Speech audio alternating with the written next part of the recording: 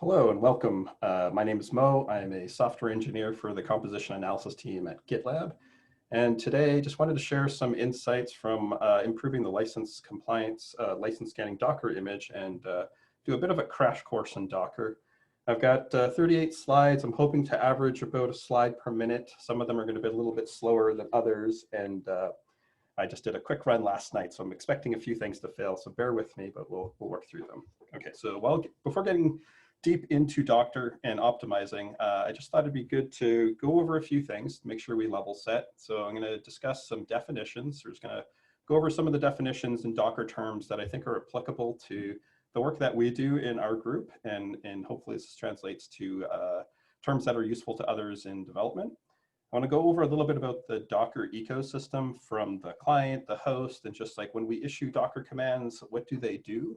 Then we're going to go ahead and build a few different Docker images. We're going to go over the Docker file format. We'll talk about the different ways of actually mounting images and what that means. Then we'll analyze an image, and then we'll try to optimize it. And we'll show you some tools and ways to optimize a Docker image. So a few definitions that I want to talk about are when we talk about Docker image, a Docker container, and a Docker registry. What do these things mean?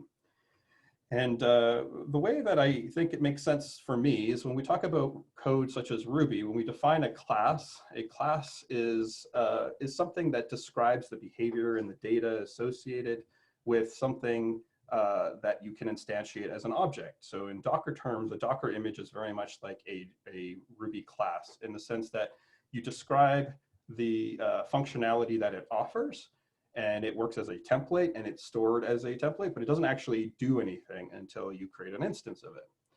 And so when we go ahead and we create an instance of an object in Ruby, such as Mo and you, these instances are things that we can actually interact with. We can do message passage with them by invoking methods.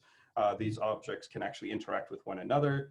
And in the sense of Docker, containers are very much the equivalent of an object where containers can actually interact with each other. Containers are actually instances of an image. So when we instantiate the Ruby class person as an instance of Mo, the equivalent of that would be a Docker container called Mo. And depending on how you set up those Docker containers, you can have them interacting with each other. I'm not going to go into too much detail about that today, but the idea that I want you to take away is, if you're a Ruby programmer, a Docker image is very much like a Ruby class, and a Docker container is very much like an instance of that class or an object, and that's running. All right, so how do you represent these things? Well, for Ruby classes, you can identify them with a name. So in the example I gave previously, the person was the name to describe that class. And then when I created an instance of that class person, I assigned it to a variable called Mo, and that was the identifier for the actual object Mo. Internally, Ruby also manages an object ID. So this is the identifier for that object in the Ruby process itself. And on the Docker side, each image has an identifier that's the equivalent of a name and a tag. And I'll talk a little bit more about identifiers and how to build those. And then a container, or running instance of a container, is assigned an ID and also a generated name, which you can supply yourself. And we'll take a look at a few examples of that. So when we're describing a Docker image, its name is typically in the convention of name, colon, tag. So everything on the right side of that colon implies the specific tag or version of that image. So the convention in Docker ecosystem is to use the latest tag as the latest version of this image. However, you'll find many different conventions, and I don't think there really is a standard in terms of how to version and name them. At least I haven't looked too deeply. And then on top of that, when you identify an image, you can also prefix it with the registry URL for where you can actually source that image. If you don't, the default will be to actually source that image from docker.io. So in a couple examples I provided here, one, the first URL has or the first image identifier includes both the registry where you can fetch the image from, plus the name, as well as a tag. So license management is the name, latest is the tag, and then the prefix before that is the actual registry where you can source it from. The second one has a name of Alpine latest. Because I haven't actually prefixed it with the registry we can source it from, it will default to fetching it from docker.io. All right, so mentioned registry a few times. What is a registry? Well, in essence, a registry stores images. When we bake images, it contains both metadata as well as the data included in each layer. And I'll talk about layers momentarily. And then we need to be able to share them in some manner. So you can actually share that metadata and data by pushing it to a registry and also pulling it from a registry. So the default registry I mentioned earlier was the Docker IO registry, which you can actually interact with as an HTTP API. For the most part, most registries do require some level of authentication. So if you do actually execute the curl-i command that I have there, you'll probably get a challenge to issue your basic auth or bare authorization header. But the idea here is that we're just interacting with HTTP endpoints here. So we're pushing and pulling via HTTP with TLS as our transport. So the architecture of Docker is actually quite simple. We've got the client, which is the Docker CLI. So whenever we type Docker version, Docker build, these are actually just commands that the local client command line interface is actually issuing to a remote host. So that host by default, when you're running in development mode, is typically set up on your local machine and you're connecting to it via a Unix socket, which is typically mounted at var run/docker.sock. But you can actually configure your client to connect to a remote Docker host. So the client and the host don't necessarily need to be on the same box, but typical setups for development usually have it on the same host. And so it makes it feel like when you're typing Docker commands that it's actually doing the work, when in fact it's actually just issuing HTTP requests across a socket to a daemon that's running, that's actually starting, stopping containers and doing the building. And then the registry is also the third component. So the registry, its main purpose is to actually host and share images. So it takes care of the authentication components for being able to connect and pull down images, as well as pulling down, or actually pushing up images as well. One thing I haven't looked at is the authorization component of registries. So there is a Docker image called the Docker registry, which is, I believe, the default registry image that we use for serving Docker images. But in a nutshell, these are the three components. And I think it's important to keep these in mind, that when we're running Docker commands on the client, this is just the CLI, which is just a light interface over a HTTP endpoint, which we're connecting to the Docker daemon. All right, so here's an example of me actually just interacting with the local Docker daemon on my own machine. So my development machine, I have the Docker daemon running on my host, as well as the CLI. So when I run commands with Docker version, it's effectively doing something that's the equivalent of this, where in this example, I'm running curl, telling it to actually send an HTTP request across the Unix socket. So in this case, var run docker.sock is the Unix socket where the Docker daemon is actually listening for requests. And you can see I'm actually getting back an HTTP response. In this case, I got a 200 back, and it's telling me here's a list of containers, identifiers, and metadata available for the local Docker daemon that's running. So again, Docker CLI is just an HTTP client that can connect to either Unix or TCP socket. By default, it's configured to connect to the Unix socket. So Docker version is really just a client that can be written in any language for the most part. If we want to interact with a Docker daemon using other tooling, it's perfectly possible to just make sure that we write it against the HTTP API that's presented by the Docker daemon. In this case, you can see I'm running a community edition 190308. All right, so now let's start interacting a little bit with Docker CLI. So Docker image ls gives me a listing of all the local images that are, sorry, I shouldn't say local, all the images that are present on the Docker host that my CLI is configured to connect to. In this case, you can see I've got two different images currently mounted and available. The IDs are, I've omitted some information, such as the actual full name to the URL. But the image IDs present a unique identifier that represents that particular version of that image. So I've got a name of 002 and latest. It's got a size on disk compressed of 2.3 gigabytes. And then I've got another image pulled from the Docker IO, which is Debian stable slim at 69.2 megabytes. Docker PS is a way to actually see what containers are currently running. So this would be the equivalent of going into IRB in your process and saying mo.object_id. Give me the ID of all the objects or of that particular object, or going into object space and getting a listing of all the objects that are currently running in in the Ruby process. So Docker PS gives us a listing of all the containers that are currently mounted and running. As you can see, currently I don't have any containers running. We'll come back to this a little bit later. All right, so now what actually happens when I run Docker run? So Docker run is the subcommand that's used to actually take a Docker image and actually mount it as a container so that you can interact with the container and whatever facilities are available within the container. So when we run Docker run Alpine latest, what that's actually instructing Docker to do is first go check to see if the Docker host has that image. Remember, the Docker command there is, again, just a facade over the Docker host. So it's actually going to make a HTTP call over to the Docker host. It's going to say, can you please run this? The Docker host is going to say, do I have this in my local copy, my local cache? I don't. If I do, or if I don't, it'll go and download it from the registry. If a registry isn't provided, it'll use the default registry, download it from the registry into the local host, and then it'll actually start up that container. And that container you can see here, this particular command, all I'm doing is just running, like just catting the content of OS release. We can see that the Alpine latest image was downloaded. After it was downloaded, it actually executed this command from within the container. So I should mention that my host machine is actually Fedora 32. So there's no reason why you should see this output from my host machine. cat/etc OS release is actually telling us that this is an Alpine Linux container.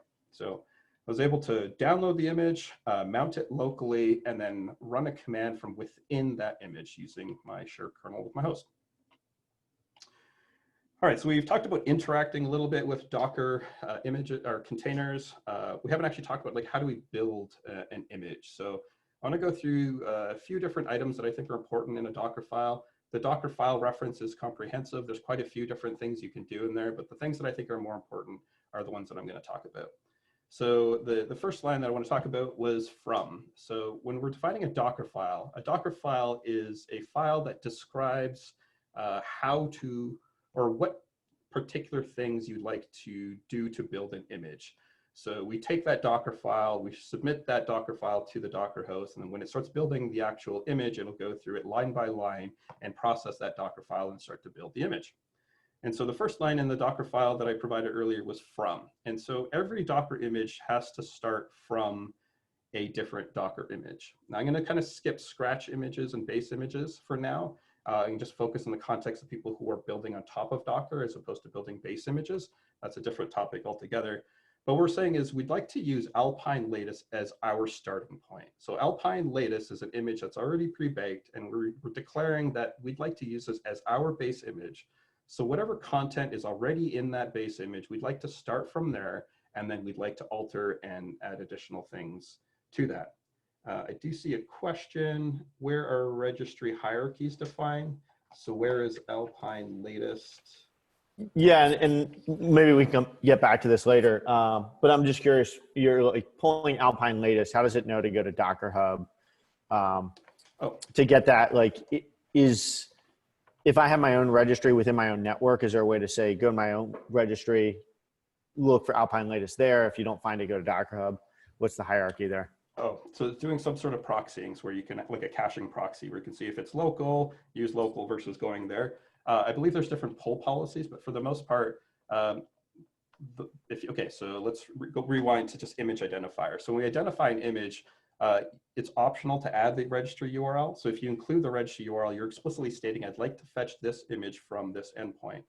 Now, if you're trying to sort of layer a name where you can say, this image with this name could be sourced either from the default registry, which is docker.io, or it can fall back to intermediate registry that can actually cache that. I don't actually know how you do that. To me, that sounds more like a caching proxy problem where you want to check the local instance first, then the next. So I actually don't know if I have a good answer to that question, Seth. Okay. What you can look at, though, is that the configuration for your client typically ends up in your home.docker folder. And I'd show you mine, but it's got my credentials in it. Let me see if I can just take a snippet of it. It's got my OAuth credentials in it. So .docker. Let me see what I can show you without getting into too much trouble here. All right. let me pull this up and just modify this. Give me a second. So I'm going to do some work just on the side here and just give you an idea of what you can configure. I'm going to delete all my auth tokens and then I'll show you. Okay, so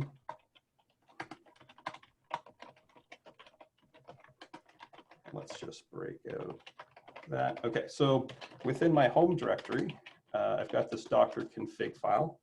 The Docker config file contains configuration for configuring your local client. So I mentioned earlier that the client by default will attempt to connect to var run docker.sock. You can actually configure it to connect to different endpoints. So if you want it to connect to a remote host by default, there would be config convans that you could use to actually configure that, or you can modify the config file directly.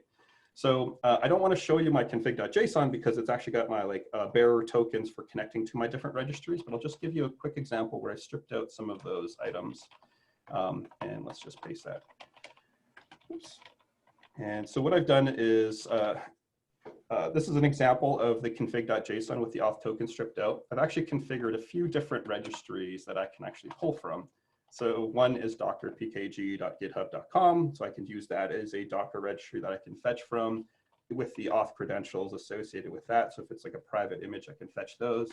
We've got the default already in there, which is index.docker.io. I think V2 is the latest, so my config might be a little out of date. When you install Docker, does it ship with essentially line 7 through 9 built in? That's a great question. And I don't know if that's part of the installation and if it depends on if it's Mac or Linux. My assumption, which we'd have to verify, is the first time you run the Docker CLI is that if the configuration doesn't exist, it probably lays it down. We can test that theory by mounting a Docker image quickly.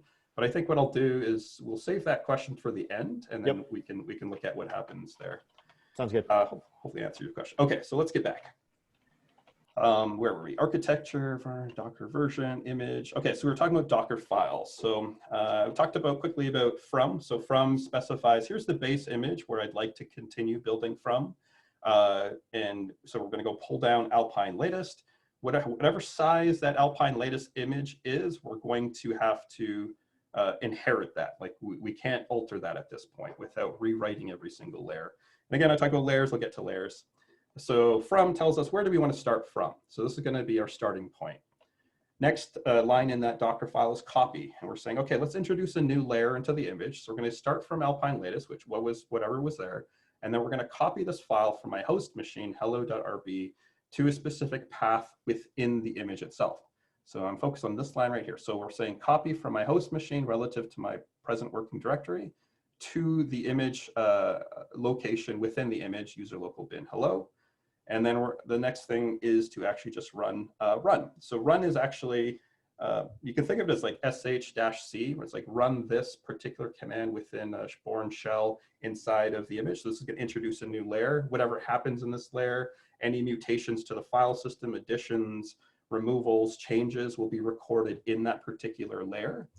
So in this case, we're saying, okay, we've already added hello as a file in the previous layer. I'd like to mark that as an executable. So it's executable. And because user local bin is already in my path, when I'm in that image, I can just run hello from anywhere I want, and it'll actually execute. And then finally, this is the actual default command. So I think I wanted to talk about entry point commands and the different forms. This I found was going to take quite a bit longer. So what's important here is that this is the default command that is run when the Docker container is instantiated and run. You can override command quite easily by providing your own options. The example I gave earlier, which I'm just going to rewind, was in this case, Alpine latest has its own default command, which I believe is just sh. So by default, if you don't add anything after the name of the image, it'll just run the default command, which will give you a Bourne shell. In this case, I overrode that by passing cat etc/os release, which overrode the default command and executed this command within the image and then exited as soon as it was done. So if I didn't provide the extra variables, it would have run the default command. Entry point is a slightly different variation of that. Entry point allows you to, in a sense, completely hijack that sh-c. And so from there, you can drop your own entry point.sh. And it's kind of like a nice way to shim in things that you want to occur before any activity happens in the image itself, such as decompressing any files that might be necessary. That's it. And we'll talk about that. All right, so now let's build this image. So I build it using Docker build. I use the -t, which is a way to say tag this image or give this image this particular name. So I gave it the name of developing with Docker, latest, and I said use example/001 as the build directory. So that's the directory that it's going to look for a Docker file by default. If you want to specify a different file name directly, I believe there's a command or option called -f. But by default, whatever build directory you provide the Docker build command, it'll search for the Docker file and start building that. So you can see it did the first step. It pulled down the latest. It's using Alpine latest as the base image. That was the first layer. Second layer, we copied a file to user local bin. Third layer, we changed it to make it executable. And then fourth layer, we added the hello as the default command. And we've finished building our image. The image itself is now tagged, and this particular 3CAC is the identifier for that image. Any mutations that we make to that Docker file will result in a new image identifier because we've altered the actual rendered output of that image. So now if I run that image, I can go Docker run developing with Docker latest. And when I run this, you can see I'm getting this error, can't execute Ruby, no such file or directory. So this happens. So when that happens, we need a way to be able to interact with the Docker container to find out what's going on. And so what we can do is we can actually get a shell into the container. So what I did here is I'm running Docker run. IT means make this an interactive and give me a pseudo terminal so I can actually interact with the Docker container itself. I'm overriding the default command, which was previously hello, and I'm saying, can you please just give me a shell into the image or into the container? So now I have a shell in the container, and I can try to reproduce that defect and see what's going on. So what I'll do is I'll just start to see, okay, where am I first? Let's go cat etc os-release. Okay, I am in the Alpine Linux. Okay, well, now I know my image should have this thing called hello in my path. So let's see if I can find hello. Okay, so we found hello. Let's just take a quick look, make sure it's the right content. Okay, so yeah, that's my file. Everything looks good. Okay, I'm telling it end, go get Ruby, start. So execute this file using Ruby. It should just put S. Okay, let's just run Ruby. Okay, Ruby is not found. This is my problem. I don't have Ruby in my image. So being able to like get a shell into a running container is a great way to be able to debug issues. It's hard to do that by just looking at a Docker file and building an image, and being able to override the default command so that you can get a shell is very useful, I find, in terms of developing and be able to debug issues. So in this particular case, I built a Docker file that was actually defective because it had dropped an executable called hello that was dependent on Ruby, and Ruby wasn't available. We can fix that by going apk add Ruby.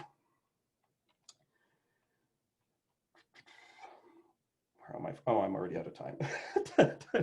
I am sorry I started late. And okay, so apk update. So I need to update my index first before I can install Ruby. I'm going to fast forward a little bit, but you get the idea here. So in this particular case, we launched the image, or we specified the image that we wanted to launch, which converted it to a running container. You can go, it's okay. And then we overrode the default command so that we could get a shell into the image, and then we use that shell to debug what's going on so that we could improve our Docker file or fix any defects. All right, so I still have that image running. I haven't aborted it, or sorry, I keep getting my own terms mixed up. I still have that container running. I haven't aborted it. So you can see when I run Docker PS now, we can see that there is a container running. It's been given this identifier.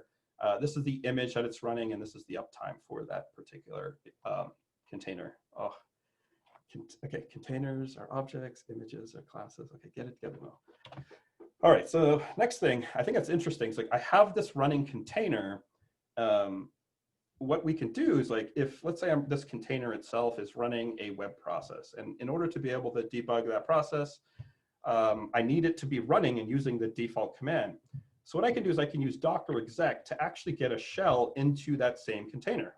So earlier, we were looking at its user local bin hello. This is the same container that I launched previously. If I actually go host name, you can see the name is 9C8B. And I'll rewind a little bit just to, oops.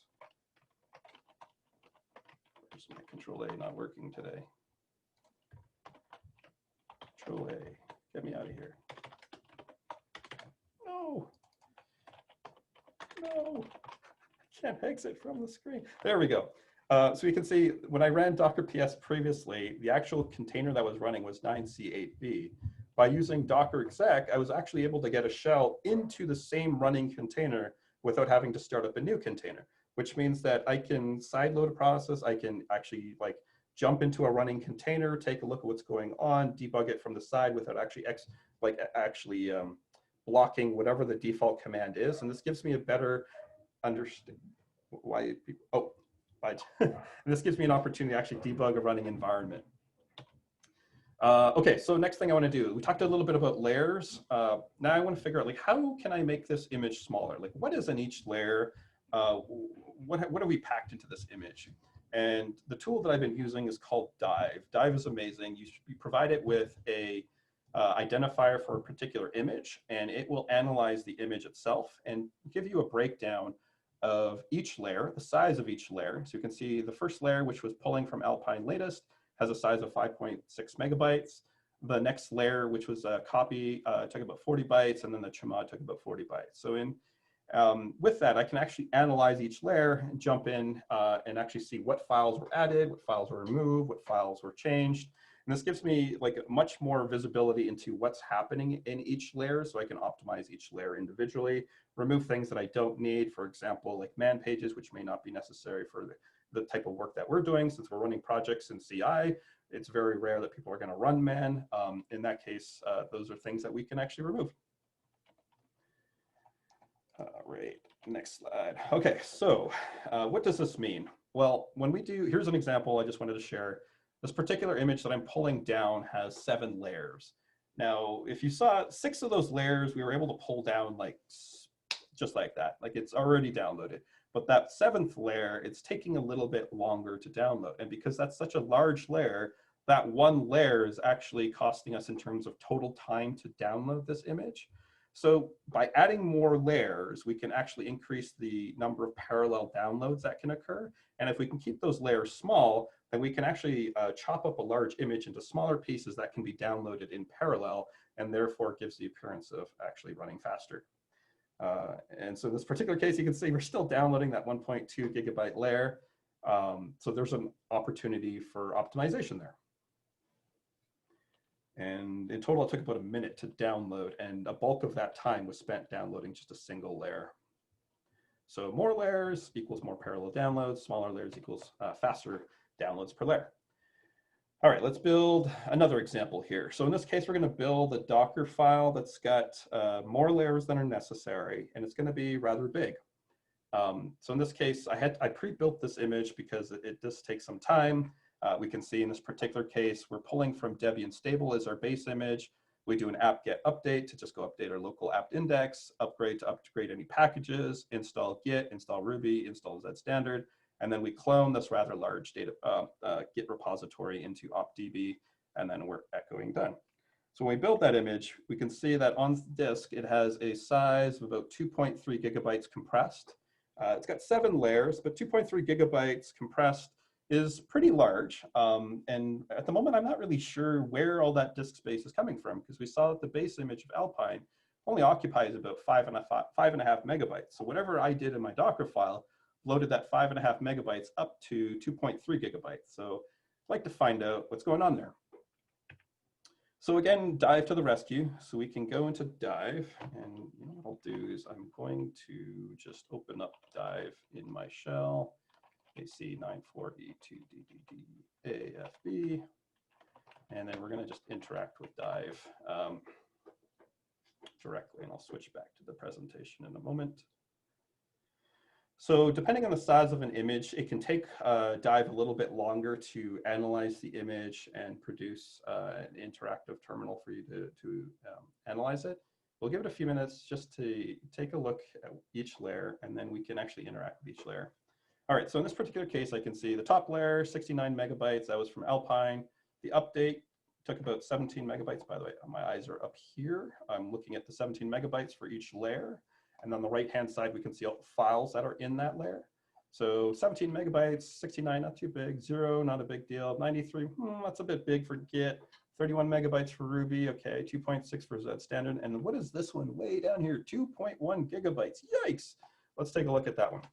So if we look at the 2.1 gigabyte layer, I can actually interact and take a look at like what's changed. And if we look at this from a high level, we can say, okay, the bulk of the changes happened in one directory, this opt directory. So let's drive down into this opt directory and we say, okay, 2.1 gigabytes in optdb.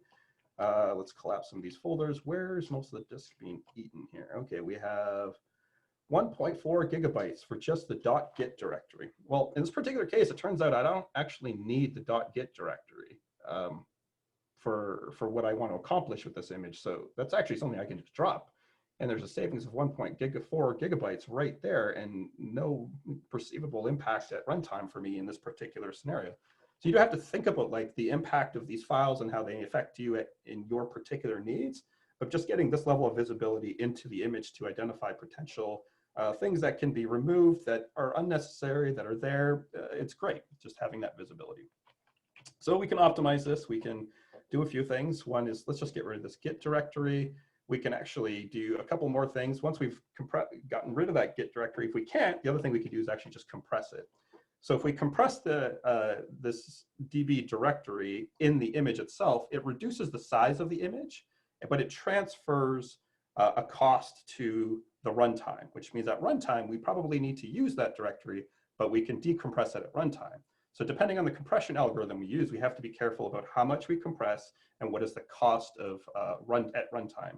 Thankfully, Z standard is a fantastic compression algorithm, which has very little cost in terms of decompression time at, so the total cost of decompression time is fairly constant regardless of the size of compression. So you can tune it to, okay, I'm jumping ahead here. Let's get back to the slides. Okay, so let's start building this small image. I'm gonna do a few optimizations here. Let's take a look. So we're gonna collapse the layers because we don't actually need separate layers for each of our install steps. There were a few things that were installed with Git and Ruby and Z standard that we can actually dump, like man files.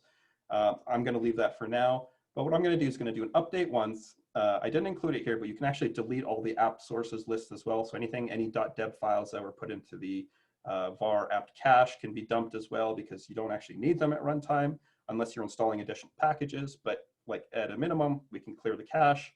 So in this case, what I'm doing is collapsing layers, removing unnecessary files, adding a tiny bit of compression. So I'm taking the optdb directory, converting it into an archive, and then compressing it using Z standard with a compression level of 19. So what this means is like there's an additional cost to build the image. It's going to take a little bit longer to build the image because in order for Z standard to be able to compress effectively, it needs to take several passes at the data to find out how to compress it effectively. So I've moved the cost to build time, which means it takes me longer to build, but it produces a smaller image, and I have a hit at runtime where I have to deflate it. So I'm overriding the entry point in this case, and the reason I'm doing that is because I need this to run before anything and everything. Even if you want to get a shell on the side, I still need my entry point to run. So what I'm doing in my entry point, which is the run.sh file, is unpacking the tar file, so inflating the compressed file, unpacking the tar file, and then dropping the original compressed file, and then shelling out to whatever the original command that you wanted to run with. So at runtime, when you launch that container, you have a fully functioning runtime environment, and we've kept that image size as small as possible. And let me just double check that the image is finished baking. Here. I think we may have to come back to that. So let's take a look and see if it's done baking. Small image is still baking. So it takes a little while, as I mentioned, to do the compression. So I've moved some of the time that was spent previously for downloads into build time, but that happens less often than the downloads. So for me, it's a pretty good trade-off. What it could mean, though, is increasing the build or CI build timeouts. In the case of license management, I think it's now exceeded an hour to build. There's still lots of room for improvement there, but we've been able to compress it from the original upstream version, of which was around 9 gigs, down to just under 2. And is most of that build time associated with the compression?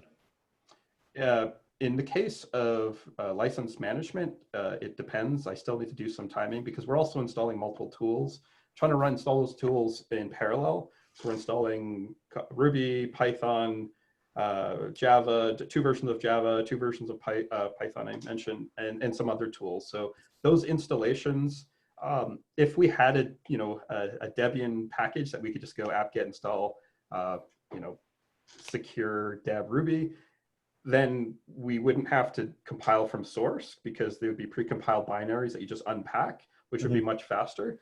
But right now, I think the time is being split between compiling and installing those tools and compression. And because I've set it to a compression level of 19, there's a good chance that a bulk of that time is being spent on that compression step. So a few optimizations there is like things where you don't have to compile, avoid that, right? If you can pre-compile and ship them as a Debian package, then when you go, dpkg-i, give it the .deb file, it's effectively already a compressed file. It's just going to take the compressed binaries and just drop them right into the paths in the file system, rather than trying to compile and link at build time. So that's another level of optimization I'm not really talking about. But yes, compression is going to add additional time to build. Okay, sorry, I didn't actually time how long this was going to take. And that's proceeding now that this is actually a little bit hard to see.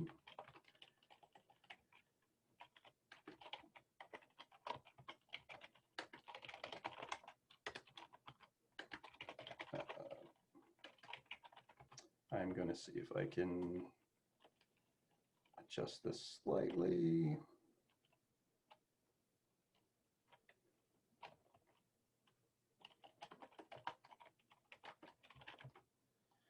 Still running, there we go.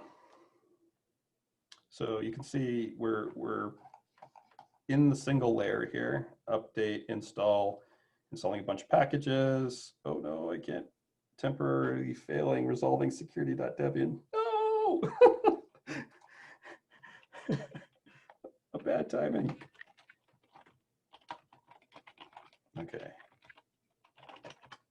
Now what I wanted to do was show you that yay moment where we were able to compress that 2 gig image down to a couple, I think it was like under about 100 megabytes or so. So we'll come back to that and we'll enjoy that aha moment a little bit later while that's still running.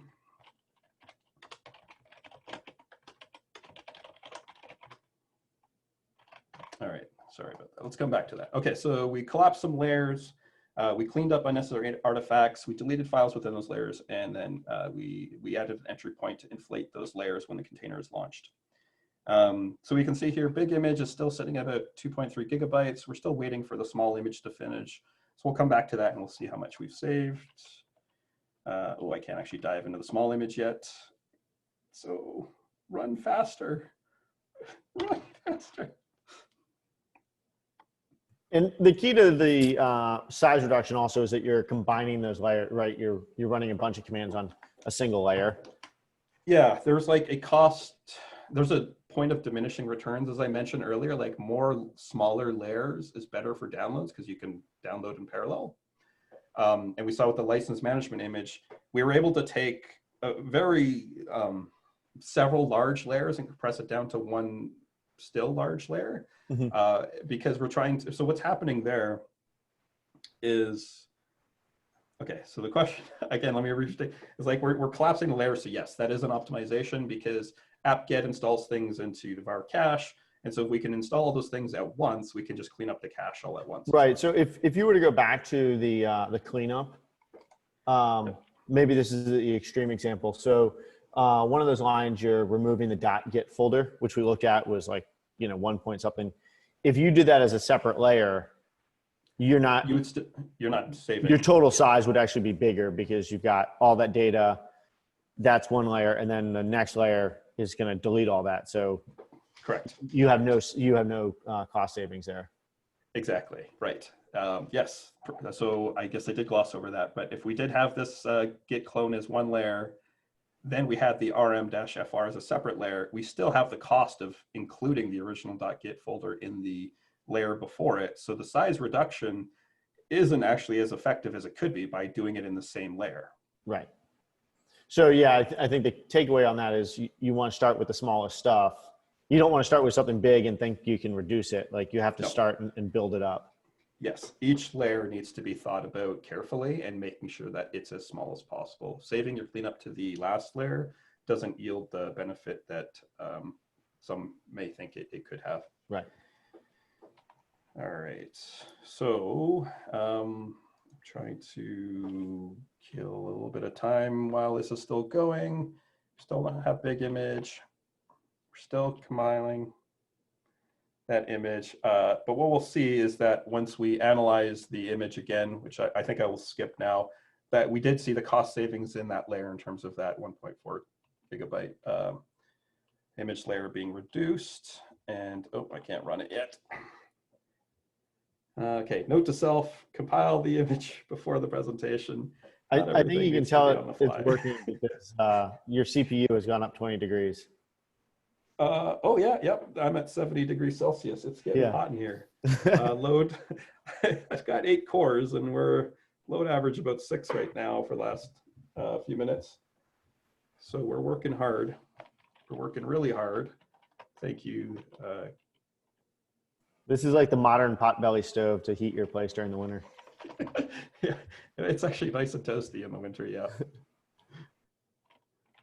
All right, what can I show you while that's running? Any questions, concerns, optimizations? No, this has been really helpful. Cool.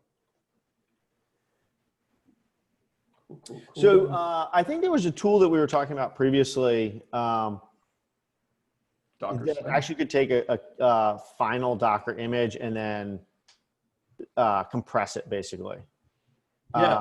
And I think we talked about whether that made sense or not, because of exactly like what the example I just was talking about, which is if you install a bunch of things and then you delete a bunch of things, that's kind of inefficient. And there's a tool that actually goes back and says, okay, what's the compiled version look like? Yeah, so I think the tool you're talking about is Docker Slim. And I gave that a try. Here's the results that I found. So in the case for license management, Docker Slim was able to drop it down to 3 gigs. Whereas with the manual tuning, we were able to drop it down to 1.87 gigs. So, Docker Slim did great with very little effort in terms of dropping it. But to get it to just that extra level, you do have to spend a little bit more time tuning it. So Docker Slim, I don't know exactly how it works. I haven't looked at that, so I can't say I recommend it. My guessing is that it is doing what we did manually in terms of looking at each layer, making some guesses as to things that are not going to be required, like the .deb files in the cache, source lists, those common things that you would typically find as bloat in images, and then trying to reduce those layers into less layers.